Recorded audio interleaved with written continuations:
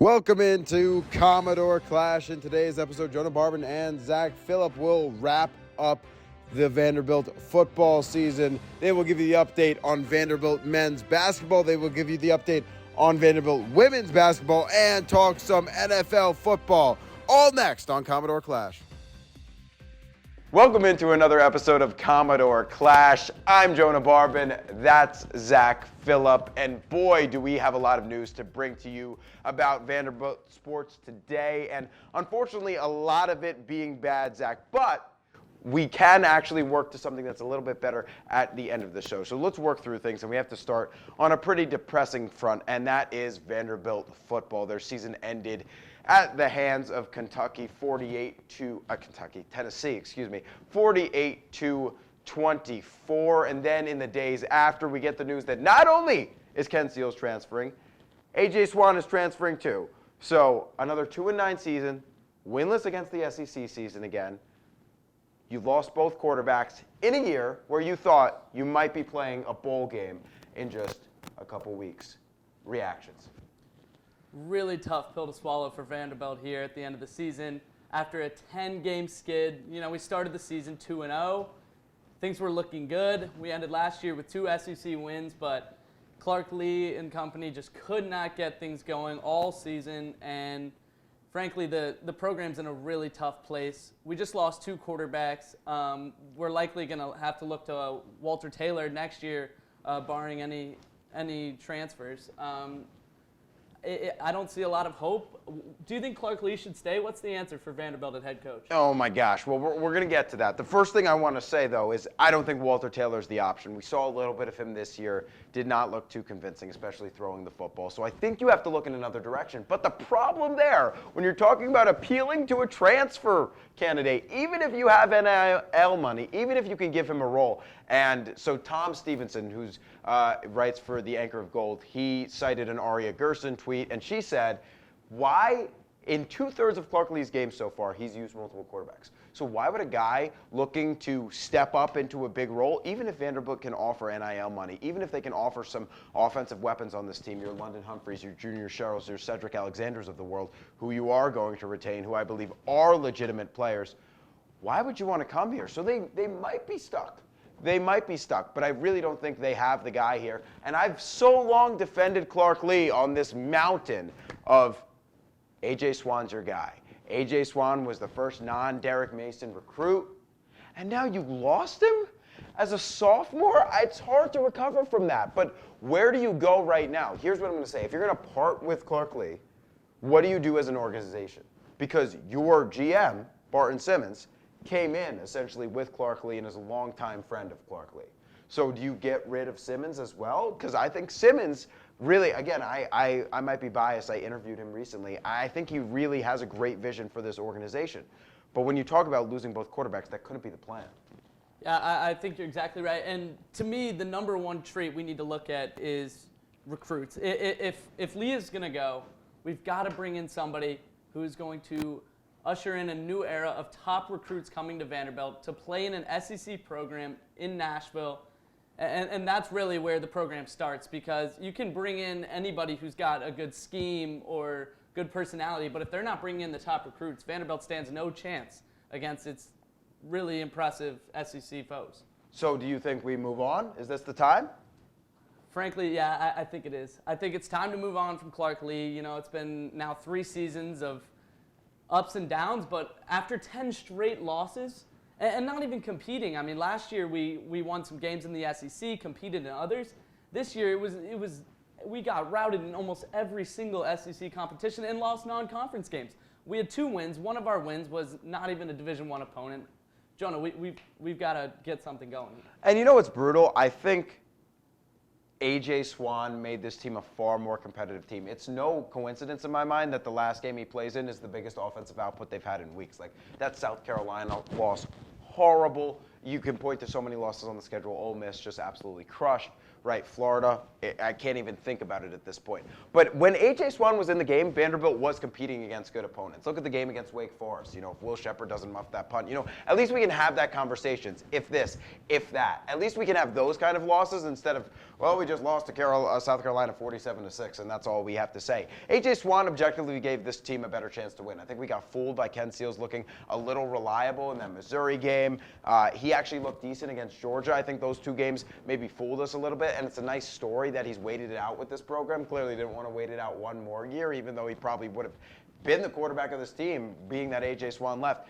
They did not want to stay here. And notably, in A.J. Swan's statement, in his transfer statement, he thanked everybody in this organization except the coaches. So not a good sign. Also, the medical trainer or strength and conditioning coach was fired because I know there was a lot of hullabaloo around the injuries and was this injury handled correctly. Seems to be a lot of issues that cannot be solved. I hate after 3 years to get another coach, but it might be time to move on.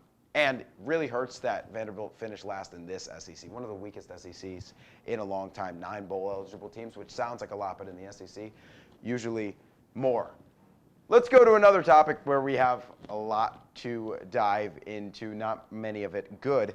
Vanderbilt men's basketball. The season is over. Your reaction? Completely disagree. I think if you look at where we were last year in an impressive season where we did a lot better than a lot of people expected, we were riding heat from a lot of guys that haven't been healthy this year. So when we get back, Magnon, right, he missed the 2 games in Vegas. We now have Lawrence back. Transfer Lubin is healthy now. He looks good. When those guys get together, I think this team's got something to offer. The Vegas showdown was an absolute disaster. It honestly pains me that we continue to play these difficult non-conference games where we just get crushed. But I think there's hope. We still haven't seen our 5 guys on the floor together, our 5 starters on the floor together. So a really impressive tournament in Vegas from Evan Taylor. And when Magnon comes back, combined with Lawrence, that's a really difficult backcourt to stop. I agree. Evan Taylor has looked really good, and you haven't gotten these guys all on the floor at once. You get Colin Smith back, right? There could be some synergy among this unit. Lee Dort, a guy who's not going to be playing anymore, for off-the-court reasons. So he's gone. Another blow to this team.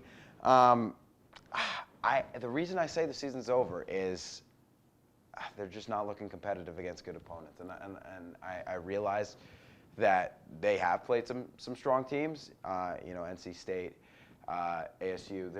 They're much better teams than they were competing against before. But Vanderbilt won their 3 games by what? A combined score of 15, meaning that they dropped 30 or 40 rankings in KenPom off their 3 wins. Lost to Presbyterian, who was in the 300s. We were agonizing over the loss to Grambling, 182 in KenPom. Now you're talking about a team 150 slots lower.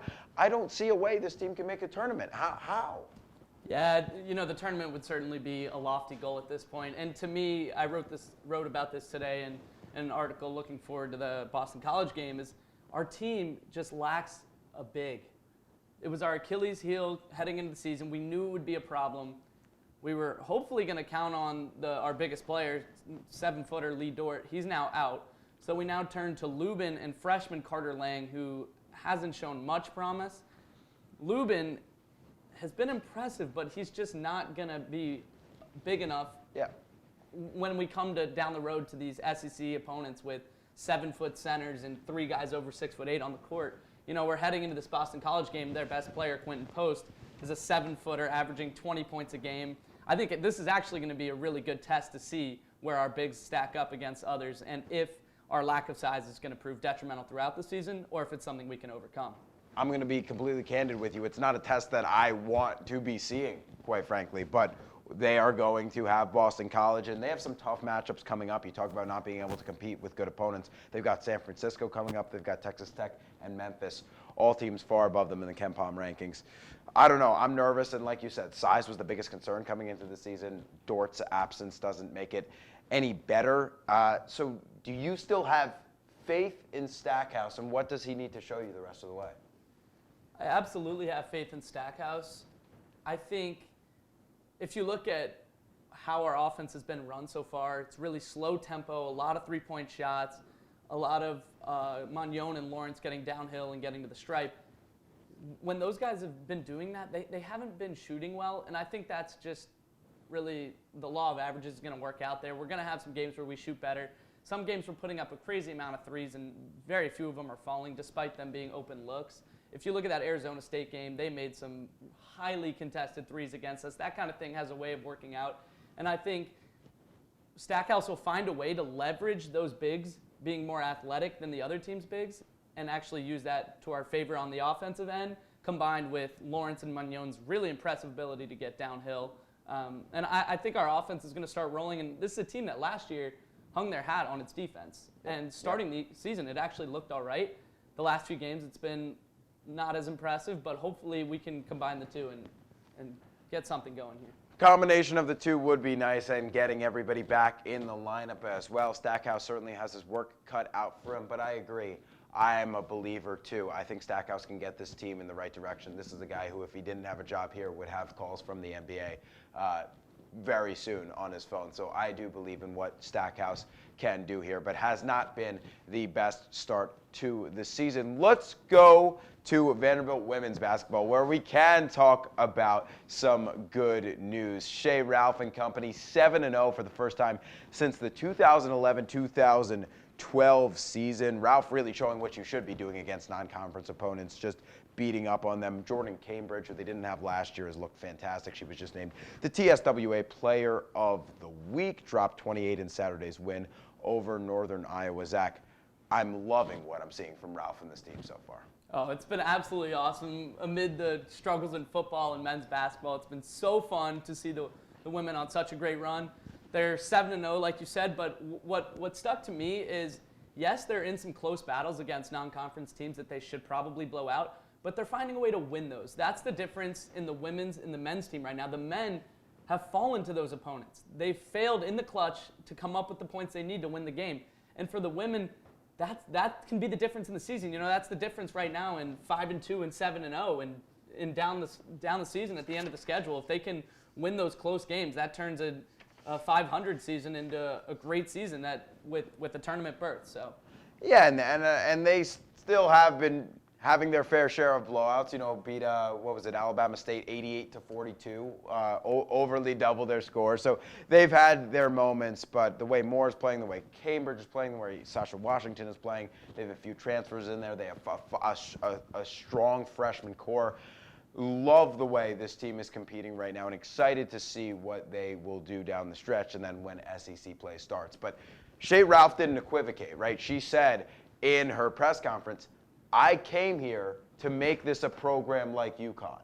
Now, every year since Ralph has been here, I think they've gotten closer to that. And Zach, I will say they will get to that kind of status, perennially going to Final Fours under the guidance of Shea Ralph. That's how much I believe in her. That's a really bold take. Now, that's a super exciting proposition considering where our men's program may be headed. But Vanderbilt, you know, in the early 90s, late 80s, had a really impressive women's team. And if we could get back there, it'd make the winter a lot more fun, regardless of the men's team. It would be special, something to keep an eye on. Again, 7-0 for the first time in 12 years. Okay, we've talked Vanderbilt sports. We've talked out the good. We've talked out the bad. Now it's time to talk the NFL. Biggest storyline of the week. Go. Well, I would look right to that Philly game. Philly heading into the game, I think it was 8-1, and an absolutely exceptional game, an instant classic against Buffalo. They were down a good amount. That's 2 weeks in a row they were down, I think, over 10 points, and they came back in overtime. Jalen Hurts with the game-winning run. That was awesome. And next week they had, actually I'm not sure where that game is at, but they play San Francisco. It's in Philly. Okay, that's going to be an awesome matchup. My opinion, the top two teams in the league facing off. It's going to be a good one to watch. I think the Eagles are going to win that game, by the way, and they are underdogs, you know, if anybody is a bettor out there. Jalen Hurts looks fantastic. My story of the week, Kyren Williams. That's from a fantasy perspective because the Rams aren't going anywhere playoff-wise this year. But Kyren Williams, in my mind, they're around middle of the pack. Kyren Williams, 200 all-purpose yards, 2 touchdowns, looked really good out there. Have him in a lot of leagues. Looks like he could be a potential league winner down the stretch. Okay, we're going to try something here. This was your idea. We're going to go NFL power rankings but we don't know what each other are going to say, and we're going to go back and forth. 1, 2, 3, 4. Is that how we're doing it? Start Yep. at 1? Okay, good. You start at 1. All right, number 1, I said it a minute ago, Philadelphia Eagles. They're just complete across the board. I think they're the best team in the league. Number 2, and you said it right before as well. Give me San Francisco. I think they're really complete, probably best roster up and down. I would give Hurts the advantage over Purdy, but pretty much other positions, I think the 49ers win out. Give me the 49ers at 2. No, I think those two are the clear number 2. And at number 3, I'm going to put Baltimore. Love it. I think probably the best defense in the league, at least from what I've seen. And when Lamar gets hot, watch out. Oh my gosh, this is harder than I thought. So now I'm going to, at 4, give me Kansas City. Love what Mahomes is doing, finding good synergy with all receivers. Rashee Rice looks to be a real asset at this point. And I think Kansas City is due for another long run in this playoffs. Give me the Chiefs at 4. Got to give a shout to my Jags. Number 5, Trevor Lawrence is starting to look the part. Watch out. Come on. Jags at number 5. All right, 6. Give me the Dallas Cowboys. How about them Cowboys? Dak playing on an MVP level. CeeDee Lamb looks like that wide receiver one we know, and that defense is real feisty. Give me the Cowboys at 6. Could not disagree with that more. I don't think Cowboys are a top 10 team, but we'll see how that plays out down the road. At 7, give me the high-powered Miami Dolphins. Oh my gosh, you insult the Cowboys and then go with the Dolphins, who I think certainly have a lot of question marks. Okay, now we get into a tough range. Let me think. At number 8, what other teams do we have leading the NFC? What are my options here? We got Detroit. Oh yeah. Oh, I can't believe we ended up with Detroit at 8. That was a little too low for them, but a completely high-powered offense, and they look really like the complete package. Give me Detroit at 8. At 9, this might be controversial, but I'm going to take the Bills. I know the record doesn't show it, but they put up a heck of a fight against the Eagles on the road, and I think with the new offensive coordinator, they've actually been rolling. I've been impressed by the Bills. Okay, so that would leave somebody in the AFC West. I'm not going to pick somebody there. That would leave somebody in the NFC West. Is it crazy to say the Texans? That's where I was. Is it I so think crazy the to Texans say are the fantastic. Texans, the way they're playing football right now, nearly beat the Jaguars, missed field goal at the end, would have at least tied it. The way Stroud's playing right now, Tank Dell looks like an absolute star. Nico Collins, wait till you get Noah Brown back in that lineup. I mean, they look like a very high-powered offense. I feel like I'm forgetting somebody to put the Texans in there at 10, but I love the brand of football they're playing right now. I think that was number 9, and at 10, I'll take the. Oh, that was 9. Okay. Sorry, I think that might have been 8. That was 10? That was 10. All right. We're being told that was 10. Okay. So we got our top 10. Who was the last? I was going to slide honorable? the Browns in there. Been impressed by their defense all year. Myles Garrett having an unreal season. No quarterback. That's the problem. But yeah, great defense. Well, this has been a fun episode of Commodore Clash. We've tried a lot of new things today. In summary, football, in trouble. Basketball, in trouble, but Zach Phillip has a reason, men's basketball that is, has a reason that you should believe in Stack and the fellas, and women's basketball 7-0 for the first time in a decade. Great to hear. This has been Commodore Clash. That's Zach Phillip. I'm Jonah Barbin for everybody here in our studio. We got the whole crowd. We got Jalen. We got Elizabeth. We will see you next week right here on Commodore Clash.